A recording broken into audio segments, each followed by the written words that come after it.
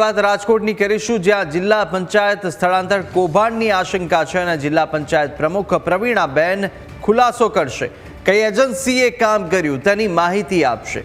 ભાજપ નેતા પીજી ક્યાડા સામે થઈ શકે છે કાર્યવાહી. પીજી ક્યાડા જિલ્લા પંચાયતના કારોબારી ચેરમેન છે.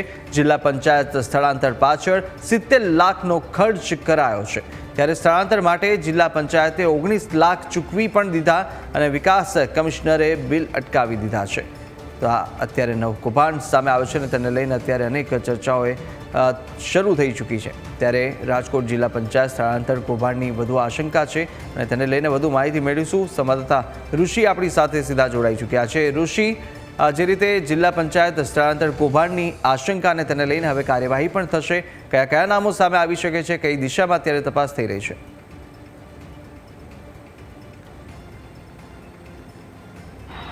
હાલ રાજકોટ જિલ્લા પંચાયતનું આ સૌથી મોટું કૌભાંડ બહાર આવ્યું છે. 70 લાખ રૂપિયા માત્ર કચેરી ટ્રાન્સફર કરવાનું બિલ બનાવવામાં આવ્યું છે. એટલે કે જૂનું બિલ્ડિંગ છે તેને પાડીને ત્યાં નવીનીકરણ થઈ રહ્યું છે, નવું બિલ્ડિંગ બનવા જઈ રહ્યું છે. ત્યારે જિલ્લા પંચાયતનું આ બિલ્ડિંગ જૂની કોર્ટમાં બેસી રહ્યું છે. એટલે કે જૂની કોર્ટ જે કાર્યરત હતી ત્યાં અત્યારે જિલ્લા પંચાયતની કચેરી કાર્યરત છે.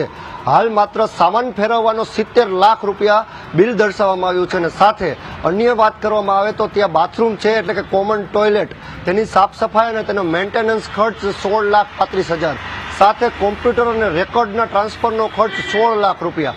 આવી રીતે કુલ 70 લાખ રૂપિયા બતાવવામાં આવ્યા છે. અને જ્યારે મીડિયાને ધ્યાને આવ્યું ત્યારે મીડિયાએ સમગ્ર કૌભાંડ ઉજાગર કર્યું. જિલ્લા પંચાયતના પ્રમુખ અત્યાર સુધી એટલે કે 3 દિવસ સુધી મીડિયાથી દૂર ભાગી રહ્યા હતા, પરંતુ આજે તેઓ આ સમગ્ર મામલે ખુલાસા કરવાના છે. ત્યારે એ ખુલાસા કેવા કરશે તે પણ જોવું રહેશે. કારોબારી ચેરમેન ઉપર પણ ભ્રષ્ટાચારનો આરોપ છે. ખાસ જેટલી તમામ વસ્તુઓ દર્શાવવામાં આવી છે કે 16 લાખથી માંડીને જે 20 લાખ સુધીના બિલો બનાવવામાં આવ્યા છે, તે બિલ શા માટે, કેટલા બિલ અને સાથે કયા કયા ડિપાર્ટમેન્ટને કઈ એજન્સીને કામ આપવામાં આવ્યું, તે તમામે તમામ જે તપાસ છે તે બારીકાઈથી અત્યારે કરવામાં આવી છે. વિકાસ કમિશનરને ધ્યાને આવ્યો આ મુદ્દો.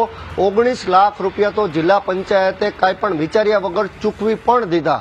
70 લાખનું બિલ છે, અન્ય બિલ અટકાવી દીધું છે. પરંતુ કોઈ પણ વ્યક્તિ, અભણ વ્યક્તિ પણ સમજી શકે કે એક માત્ર કોમ્પ્યુટર ટ્રાન્સફર કરવાના 16 લાખ કેવી રીતે થાય? 16 લાખનો તો સાહેબ નવો ખટારો આવી જાય.